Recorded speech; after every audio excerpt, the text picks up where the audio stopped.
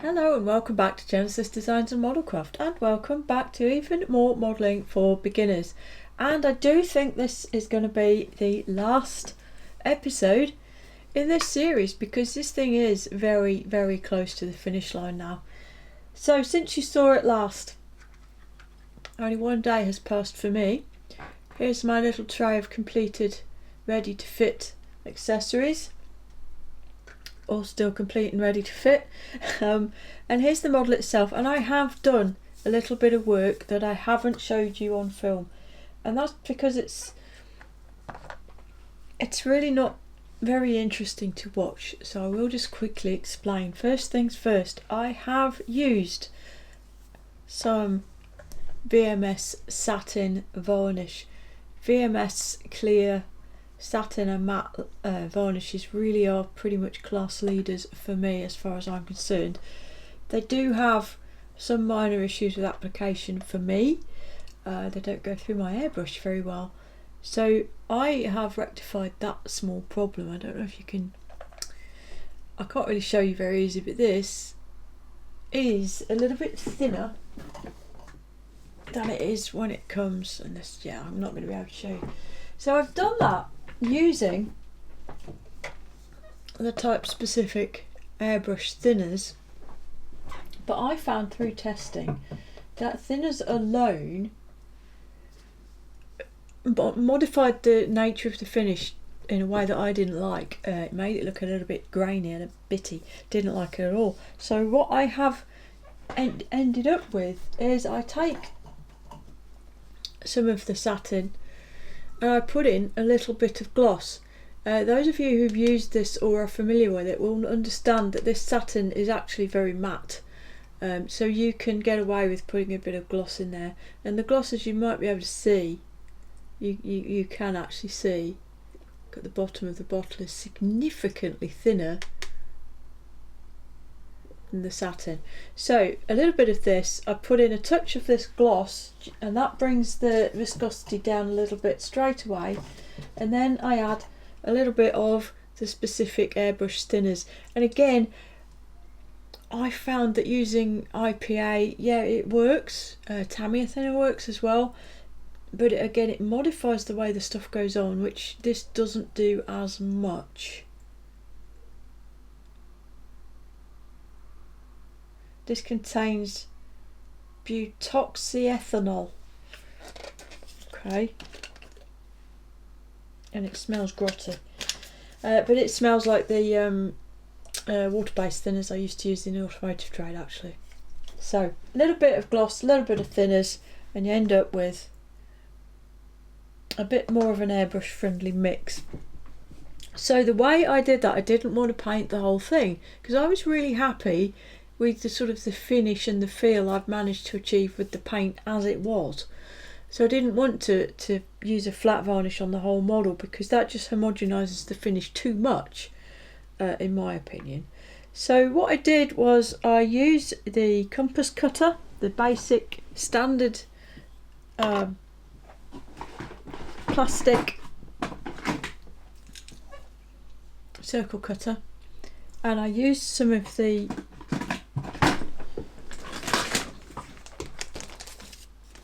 Amorph masking sheet. This is just, you know, your Japanese style yellow masking tape. It's very thin actually, it's good stuff.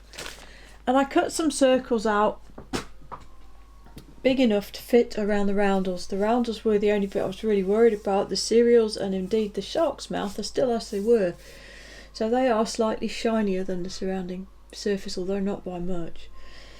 But the roundels, especially the blue, were a bit too shiny, so as I say, I made some circle masks, popped them down, and I have sprayed this VMS just over the roundels, all four of them, and a little bit was done freehand on the fin just to bring that blue down to a finish that matches the rest, and that's how it's ended up. It looks, the markings look much, they look more like part of the finish now basically. So that was the first thing I did. The next thing I did was to make a start on some weathering.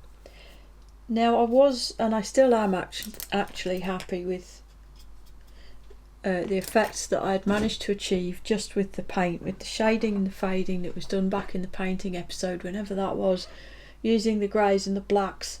I got a finish that I was really happy with, but I knew where I wanted to go with the weathering. And if anybody can remember back to the last episode in this Pseudo XF24 oil paint, so this is made from Payne's Grey and this Abteilung cream brown. Just a little bit of each of these mixed together to give me this medium darkish grey. And with a cheap old nasty paintbrush, I dabbed this steady when it was still wet obs. I dabbed it randomly across the surface of the model, all over, across the markings, everything. And then I used the same technique as I did do with removing wash. The brush was cleaned and it's just moistened with the turpentine as opposed to the enamel thinner. Just moistened. You don't want it to be too wet. Just wet enough to move that oil paint around really. And essentially made movements like this and blended those dots across the whole surface.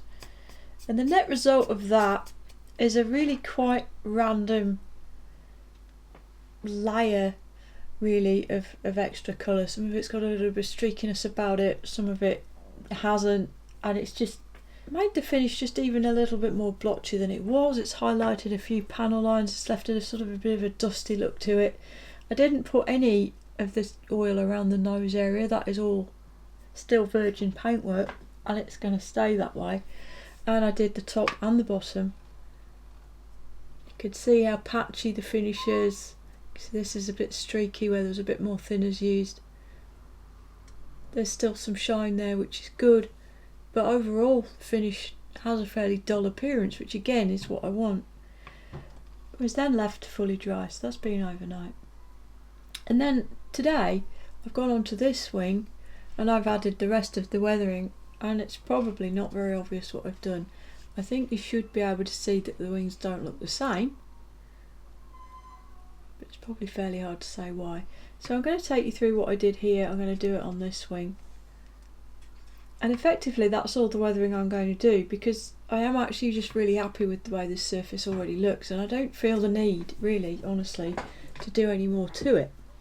So initially then, the first thing is the Starship base sludge again, made into a wash, which you can see here in my palette. This is a fresh batch, yesterday's batch. It's a little bit too sludgy now, so I cleaned it out of the palette and made a fresh batch. Let's get this in a nice position. And I don't make very much of this at a time because, you know, it will only keep a day or so, and basically it's going to go to waste if you make too much. And I've applied it then with a brush in this area, the high traffic area around the wing root, and I've done it both sides. No real rhyme or reason. All I wanted to do was build a sensation of griminess really in this area where people walk all the time, and all the time they're doing this, they're tracking dirt and grime from the ground up onto the aircraft, and that's getting mixed with the dirt and grime that the aircraft provides for itself, and it's wearing the paint off, but it's also just making a dirty finish. And there, that's how I went about it. I've just added it in line with how I've chipped the wing root essentially, and that there's really nothing more to say about this at this point. That once you've got it on the surface you have to wait. So I don't need it to be fully dry, but I do need it to be considerably drier than it is. So at this point I just have to wait for some of that thinners to evaporate up out of it. I don't want it all the way dry though, remember that, don't let it completely dry. And once it's dried down a bit, hopefully you can see it's not really fully dry, but the worst or the most of the moisture's out of it. Same old mucky old brush, and I've cleaned it with terps and then dried it off on the tissue. It's not fully dry as you can see, but it's close. And really, same old story. What I'm doing, I'm just sort of gently scrubbing at the edge of the area where I've put the wash. With the objective is to blend the edge of that area into the surrounding paintwork, so you don't have a tide mark basically. You cannot really do this if you allow the wash to fully dry. You end up having to reactivate it with fresh thinner. But you don't need a lot of thinners to achieve what I'm trying to achieve. I just blend along this wing root here. Because the paint is very matte, the thinners sort of tends to soak in and track along and opening. So I'm just again blending the edge of that where the thinners ends with this almost dry and completely ruined paintbrush. Don't use good paintbrushes for this. Okay.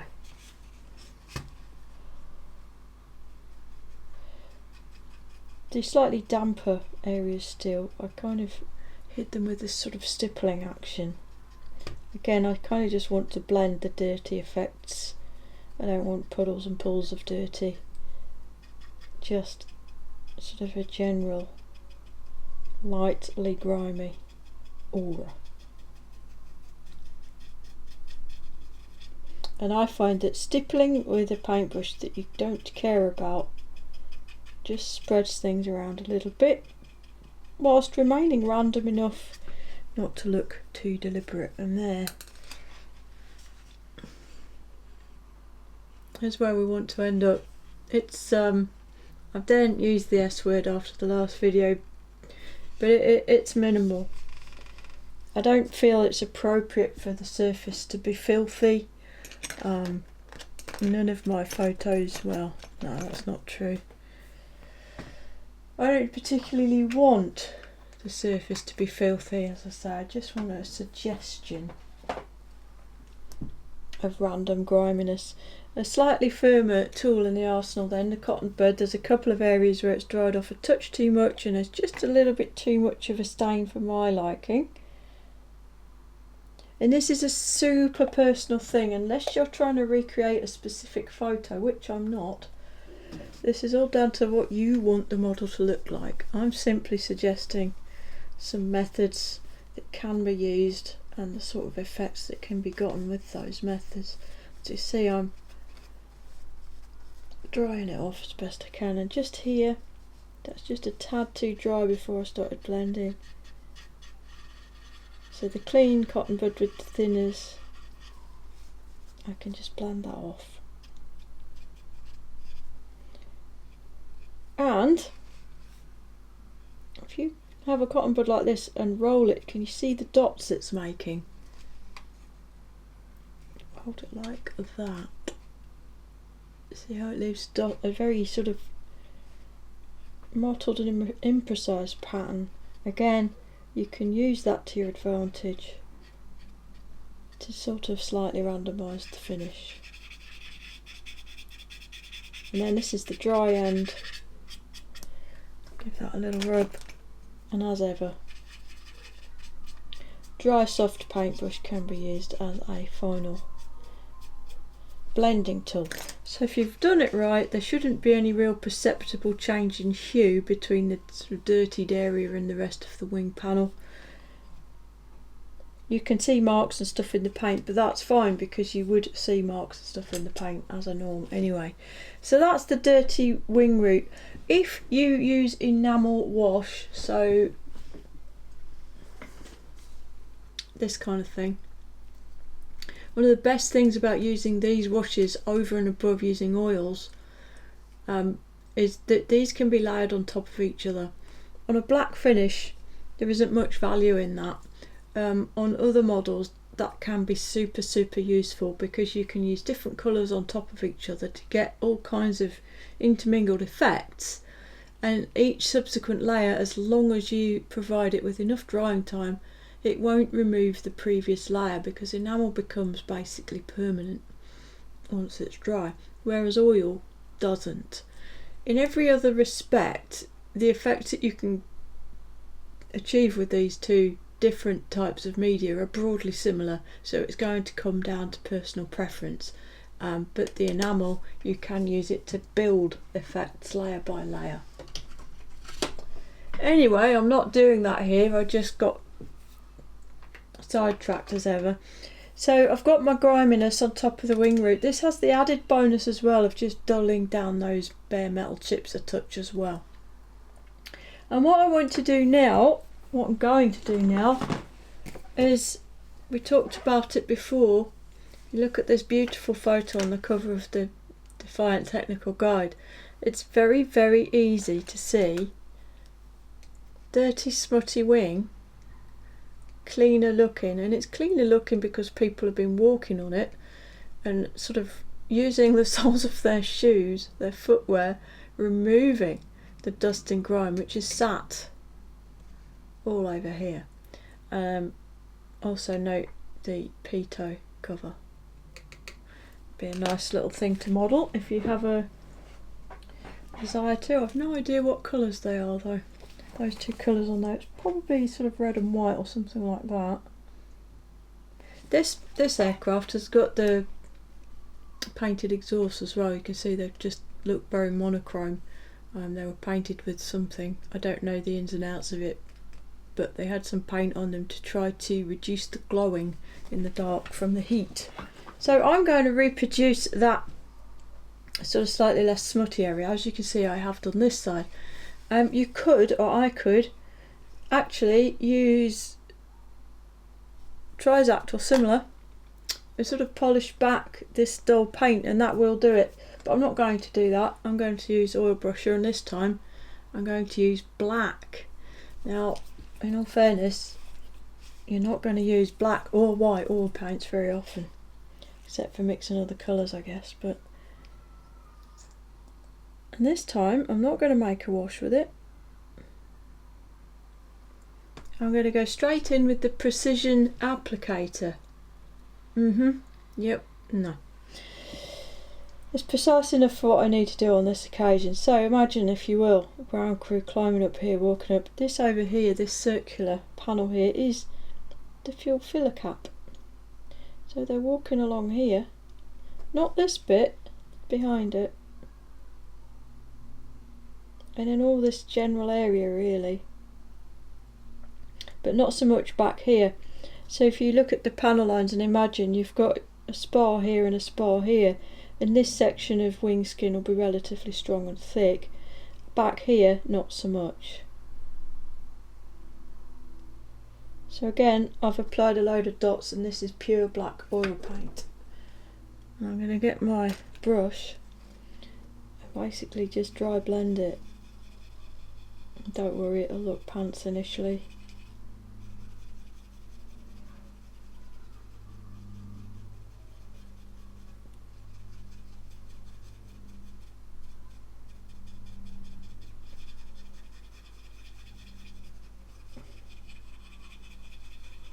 It's one of those where a little bit of patience, a bit of trust in the process, essentially, just work up to it. Like everything else, if you kind of paint a load of oil paint over this surface because you know you effectively want this whole area to be a bit sort of shinier and blacker looking than the rest, if you just paint a whole bunch of black oil over it and then blend it out, it will work, but it won't look as natural, refined or excellent as it will if you sneak up to it bit by bit by bit. The less paint you put on the surface, the better.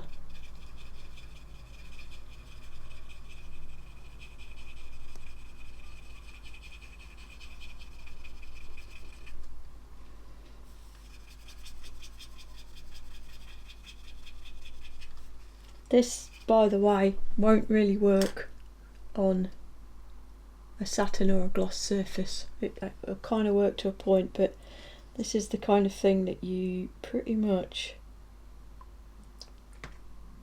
have to do on a matte surface. Well, I'll keep on sneaking bit by bit by bit by bit, and I'll come back to you when it's done, because it's just more of the same. I just keep on building it slowly till I get the effect that somewhere where I want, somewhere like I want. You can see it starting to come now. You can see the sheen, and that's it. That's the weathering done.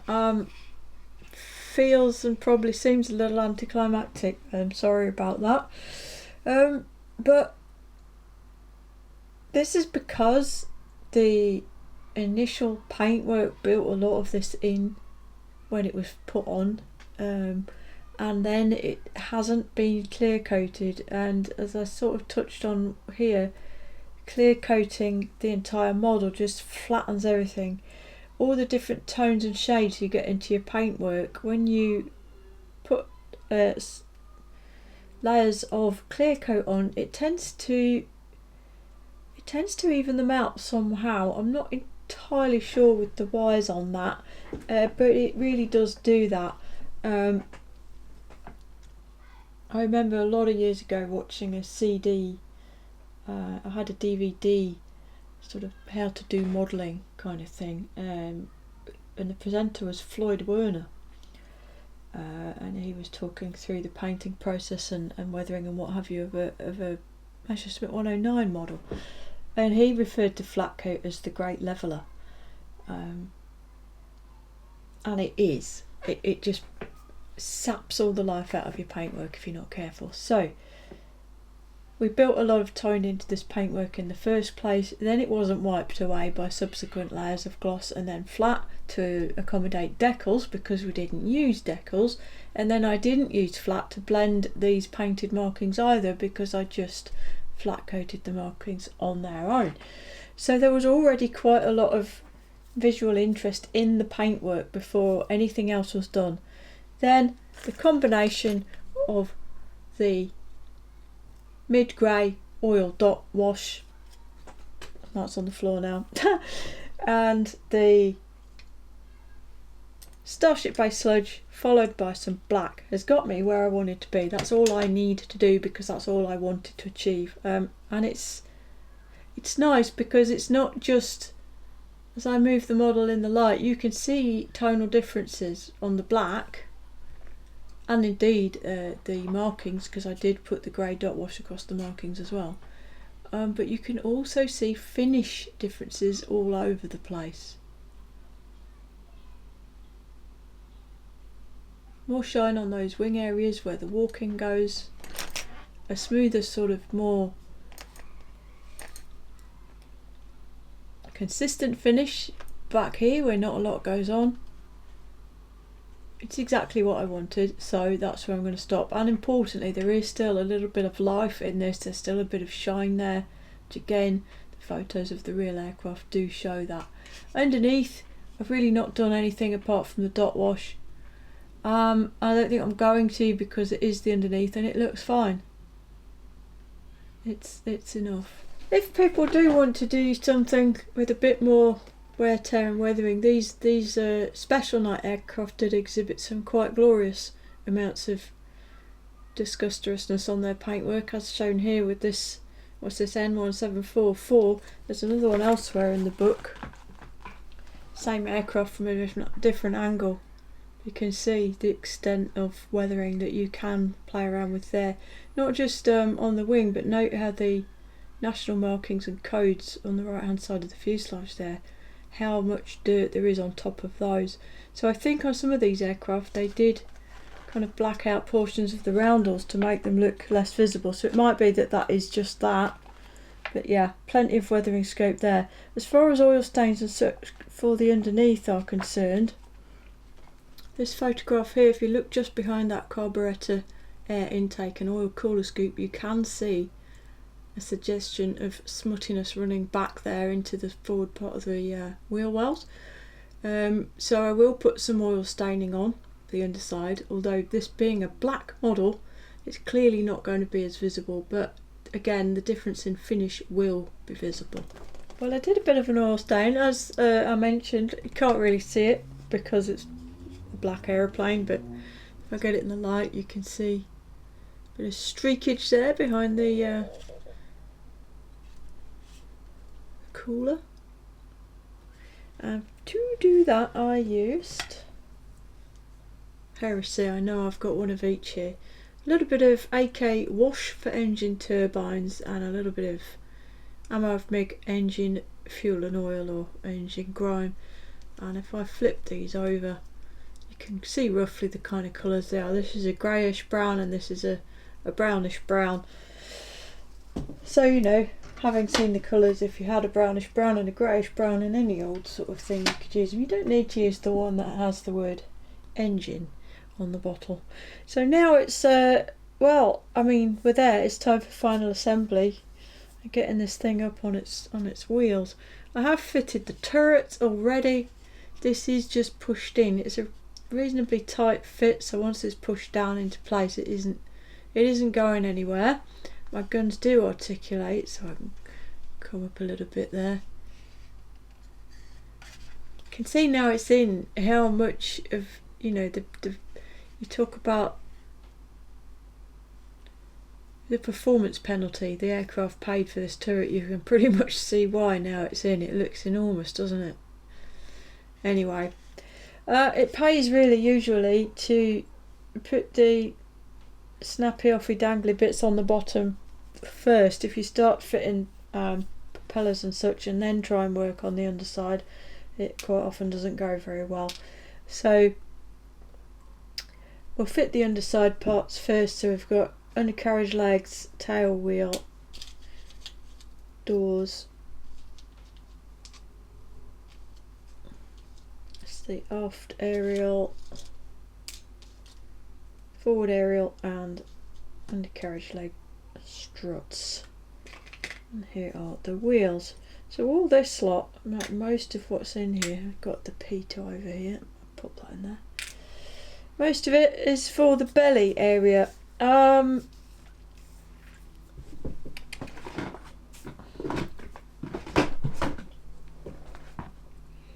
For gluing these parts on, there will be a mixture. Some of it will be ultra glue, some of it will be super glue, and there may be a bit of liquid cement in there as well. I do like to use liquid cement when I can within reason, because it provides a better bond a lot of the time than super glue does, but it does depend on the part, and some of these obviously are resin and what have you, so you can't use plastic cement. This aerial, because we have the undercarriage down, we're on the ground, this needs to be cut down. The instructions said 8mm, so I need to do that. And I'll just start plugging the parts in. If I come across any major issues, I'll come back and let you know, but I'm not expecting to, because a lot of this was checked out, test fitted and what have you ages ago, and I do recommend that is done throughout any build, because the time when you don't want to be getting surprised by things not fitting and being problematical is now, with your paint and your weathering and everything in place already. We do still have an exhaust stain to put on, but I like to do that after the exhausts themselves are fitted. So that's ammo glue there. I have a bit of mess around the top there where the glue's pushed off as I've pushed it in. And one thing I really like about ammo glue is you can just get a damp paintbrush or a cotton bud, and while the glue is still brand new, you can just wipe this excess off without any penalty to the rest of the model whatsoever. But once that glue has set, it's pretty much kind of, it's as robust as super glue. It's genuinely really excellent stuff actually. So yeah, I will crack on and get pieces on. If there's anything dramatic to tell you, I'll be back. Otherwise you'll see me when it's time to put exhaust stains on, I suspect. Well, I can only apologise. I went ahead and finished it. There wasn't really anything to report. Everything fitted together beautifully. It had all been test fitted anyway, in fairness. Yeah, there just weren't any problems. So as I said, I used a mixture of adhesives, and I'll pick the model up and I'll just go through what was fitted and how it was fitted. So the turret was just pushed in. It is not actually glued in. I could remove it if I wanted to, but I won't, and there isn't any need. And it is relatively tight in there, such that once it's sort of popped, it almost clicks into place. And that is not a design feature, I think it is just tight. It almost sort of clicks into place, and that is going to sit there, no dramas. The guns do move as advertised, should you wish to go up and down with those. They are mobile, and I mean it would spin, but the bodywork's in the way. Moving forward then, the canopy, that is glued on with the Ammo Ultra Glue, Ammo of MIG Ultra Glue for photo etch and clear parts, acrylic, fortified PVA type stuff. Really, really brilliant stuff, really brilliant. That canopy's glued on with that, just a little smidge, and this fairing at the rear is glued with super glue from the inside. The exhaust stub pieces are held in also with Ultra Glue. The propeller assembly is just pressed in. It sits there quite happily without any glue, so that is just stuck in a light friction fit. The pitot is also a light friction fit. The addition of paint to it has made it quite a tight fit in the hole, so that is just sat there as well. I'm not going to pull that one out to demonstrate. Tail wheel and the retracted aerial are Ultra Glue again.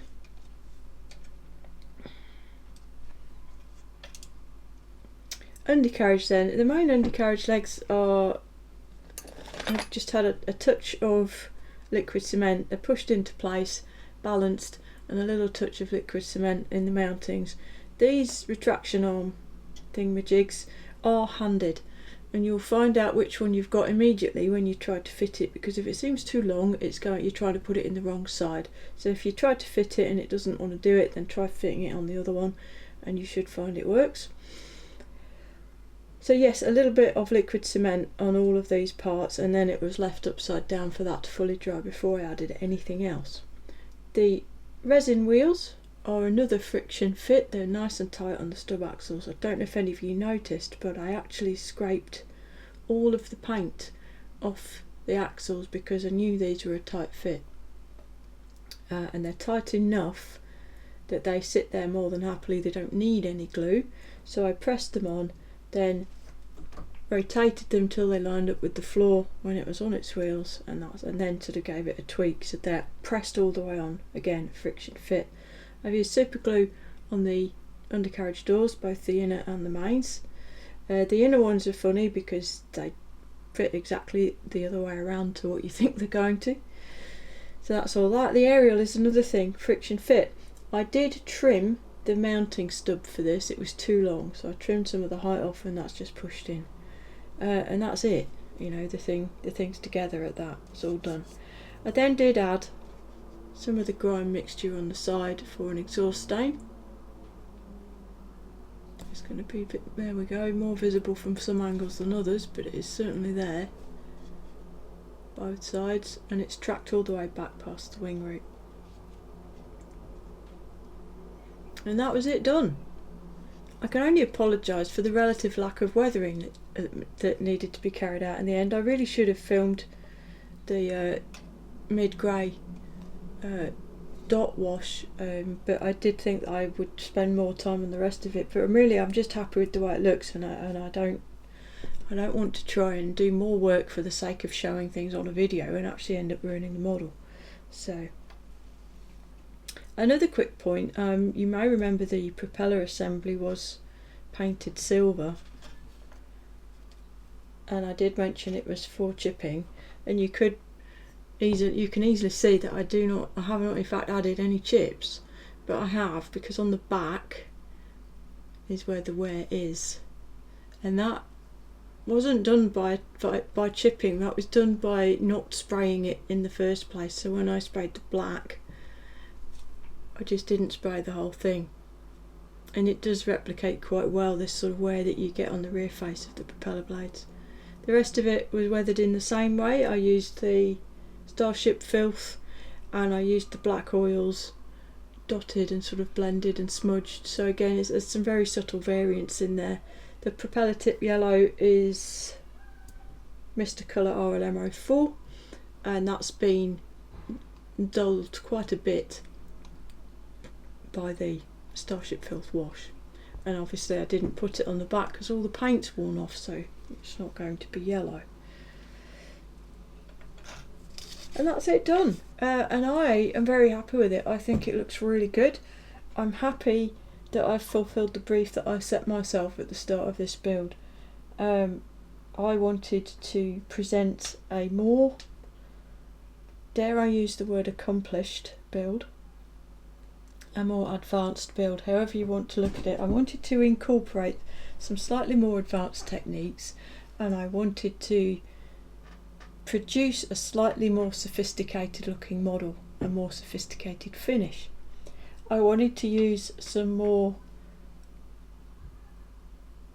complex aftermarket parts, and I wanted to put all of that into a video series and into a build and present it in such a way that less experienced modelers would be able to follow along and hopefully exceed their own expectations with a model. I'm not expecting anybody to necessarily match my build. That is not me saying I don't think you can, that is me saying that's not the point. I just want people to be able to watch this video series and build their own Defiant and utilise what I've shown in these videos as a confidence booster for themselves to maybe try a few new things on their model and hopefully get a result that they're happy with, and maybe incorporating a few new techniques, maybe incorporating some aftermarket that they've not done before, whatever it may be, new tools, new techniques, painting, weathering, all of that. So going back to the beginning then, I've added Edward Photo H to the zoom set so the interior is more detailed, and I did a bit of finessing and a tiny bit of scratch building in there. I've added rivets to the surface of the model. All of a sudden, they're really not very in your face, are they? They're not very obvious, but when you look at this model with your eyes, there's a certain something about it. It just looks a little bit more complicated. It looks a bit more prototypical. I've used masks to paint all the markings. There's no decals on this thing at all, none. All of this is done with paint and masks, and I showed you very comprehensively how to carry that out yourselves. Then we've used some shading and finagling in the paintwork and used it to such good effect in my case that I almost didn't need to do any weathering, in my own opinion, of course. You may disagree, but then that is your right. And I really want you guys to take on board what I'm showing you, but use it the way you want to use it. You don't need to copy me. You don't need to be aspiring to the same sort of finish as me. You need to adapt techniques to suit what you want to achieve. I've added 3D printed exhausts, and I'll throw in a quick shout out and a thank you to Mr. Drew Manton for printing those for me. I bought the print files from the Armour Hobby website, and you can do this, anybody can do this. You can go to the Armour Hobby website and you can pay a small fee, and they are not expensive.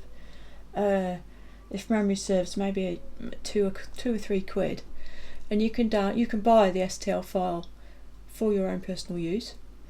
I have a couple of Armour Hurricanes still to build, so I bought the Hurricane parts, and then Drew has printed them for me, as I do not own a 3D printer. So 3D printed exhausts, which are meant for a Hurricane. They're not strictly speaking correct for a Defiant. If you're worried about that, there are exhausts out there for the Defiant, I believe. I may be wrong though, but they'll do.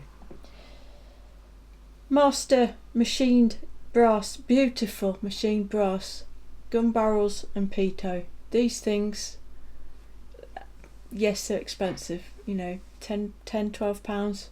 It's a lot of money when the kit only cost me 20 pounds. But they're very genuinely worth it. They absolutely enhance the look of the model massively, even just the pito. Huge improvement on kit parts. And that's not because the kit parts are bad, it's because more finesse is possible with the machined brass items, or at least it is when Master do it. And the Barracuda cast resin wheels, I thought I'd go with the Barracuda ones just because I've used Edward ones on previous builds. I thought I'd give Roy Sutherland's products a little free advertising. They are excellent. All of Roy Sutherland's products are excellent. They are mostly still mastered and produced in resin the old-fashioned way, but they're done very well. Then they're some of the best resin accessories out there. And then when it came to weathering, I forgot to show you half of it, but I did show you some of it. I apologise for that. But adding a dot wash and blending, it's exactly the same technique as was used in the wing route, essentially, where it was blended. It's the same brush, it was the same thinners, it was done in the same way, and that just has provided this sort of gently faded and slightly patchy appearance to all of the paintwork, and my lights will probably be bleaching that out to an extent, but as I say, with the naked eye it is very visible indeed. VMS satin clear coat to cover the glossiness on the national markings that were sprayed, the rest of them as they were, and the rest of the paintwork is as it came. It is the finish that was achieved in the first place with the airbrush. And I really like doing that when I can. It's not always possible, but you can see that as well as the differences in tones and colours, there's also differences in finish. You can see shinier areas and more dull areas, and that again is, to my mind, lifts the realism factor of the model quite a bit. Even a really beautifully produced and beautifully built model, when it's all got the same tonal value across the whole thing, it's got the same sheen across the whole thing, it lessens the realism, because real aircraft genuinely don't, or very rarely have, the same sheen across their entire surface, even when they're brand new, fresh out of the box, because the markings, more often than not, they're either sprayed or they're actually sort of vinyl wrap type decals effectively that are added to the surface, so they don't necessarily perfectly match the rest of the finish. It's not like most real aircraft that don't have the markings put on them and then a coat of lacquer sprayed over it to bring everything together. That isn't what happens. So they do often look different in finish to the rest. You know, the surfaces look different. Bits that get walked on have a different finish than bits that don't. Places where ground crew and pilots regularly put their hands and feet look different to everywhere else. Areas where there are exhaust stains and oil stains look different to everywhere else. Oily parts will have more of a sheen, exhaust coated parts will have less of a sheen by and large. And then of course you've got this effect where the ground crew stomp around on the skin with no care, frankly, for the finish, and you get different colours, marks and sheens there as well. So I like to be able to do this when I can, because I personally feel it enhances the realism quite a lot. But anyway, that was a lot of words, wasn't it? I'm happy that I fulfilled the brief. I hope you all agree, and I really hope that a lot of you have got something from watching these videos. So not only is that it for this build, that is also it for modelling for beginners. I never really intended to do 3 builds, and I think I've pretty much done what I can with using the for beginners tagline. So I'd like to just sort of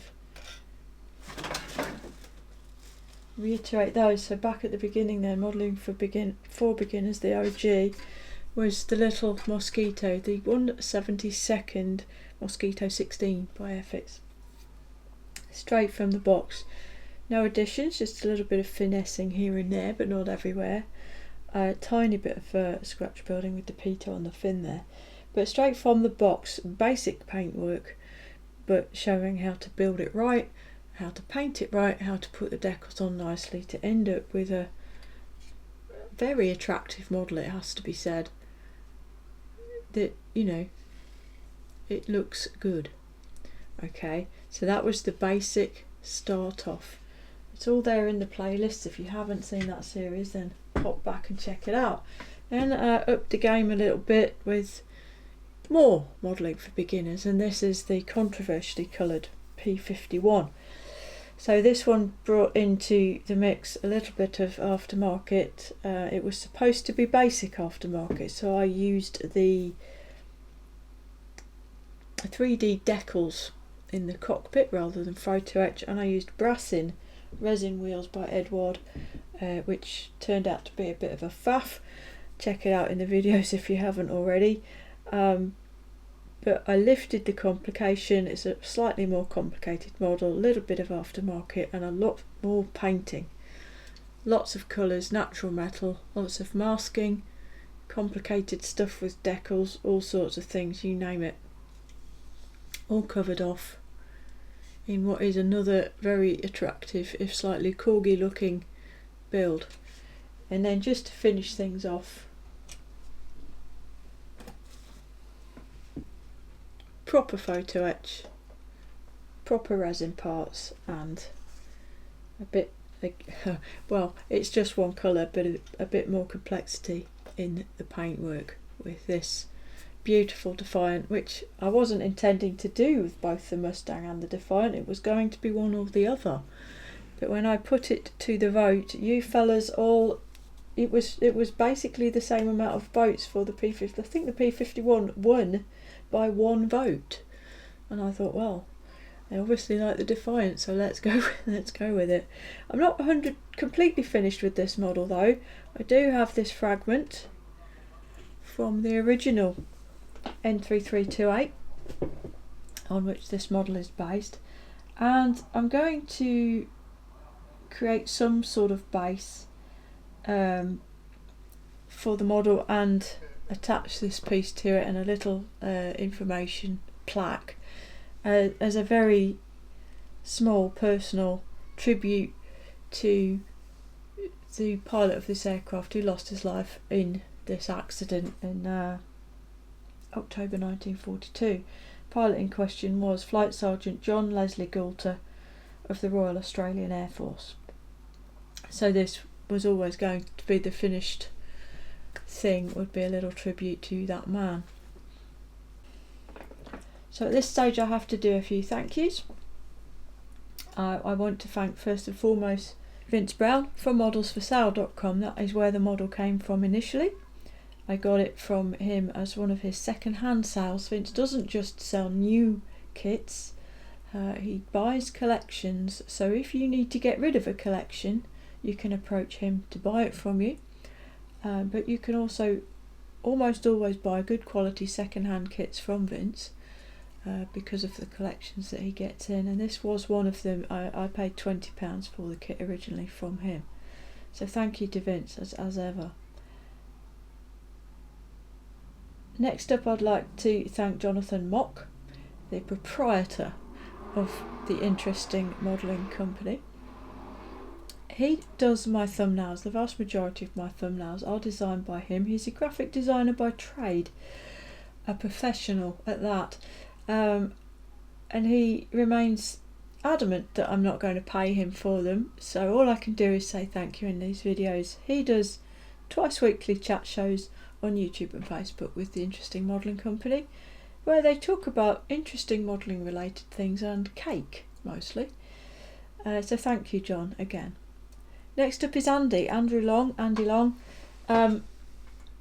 certified Defiant geek, and I don't think he'll mind me calling him that. He is a published author and an absolute all-round Defiant nerd. He does have a book on Defiance and their cruise incoming. It's not quite ready yet, but it will be available fairly soon, I'm told. He very kindly donated this fragment from the real N3328 originally, and has helped me through the build in many places, and also lent me the book with all the photos and info that I've been using right the way through, so huge thanks to Andy for all of that. On a similar vein, I'd like to thank Chuckles, aka Nick Brown, a colleague of mine of X47 Squadron. When 47 Squadron disbanded, he went up to Cosford, and it was Nick that arranged for me to have access to the Real Defiant there at the museum at the beginning of all of this. Check out the Defiantly Detective video for more information on that. And I'd also like to thank Sully of Sully's Models, who works at Cosford and hosted us for the day for that sort of fact-finding mission. Ultimately unsuccessful, but thanks anyway hugely for allowing me access to the real aircraft the way that I was. And also a big thanks as ever to Premium Hobbies, who have supplied me with Mr. Paints, Infini sanding materials, the thankyou masks and tools, all that wonderful stuff. It's all brilliant, and they're a great place to go and look for specialist modelling tools. They really do have a lot of very cool, expensive Japanese glittery, sparkly tools in stock for the use of. So huge thanks again to Premium Hobbies. And last but very, very much not least is thank you to you guys. Thank you for watching these videos. Thanks for your support and encouragement. The feedback, good and bad, it's all taken on board, and I do appreciate it. Special extra thanks to those of you who do support me through the Buy Me a Coffee app. It's a long way from mandatory, and I know that you don't get anything for doing it, but it does help me a lot to continue spending the inordinate amounts of money on modelling products and things that I can then share with you in these videos. So huge thanks to all of you for all of that. Now, having said that I won't be doing any more modelling for beginners series, that was kind of a little bit of a lie. I do intend to do a biplanes for beginners series, probably just one. My intent is to use an ICM biplane kit, a 1/32 scale biplane kit. So it'll either be a Tiger Moth, a Stearman, or a Young Man, or derivative of same, as I have those or a Gladiator. If there are any preferences, ideas, or just massive desires for more modelling for beginners type series, again, please let me know. With all of that said, I think it really is only left for me to say, until next time, look after yourselves, look after each other, and Genesis out.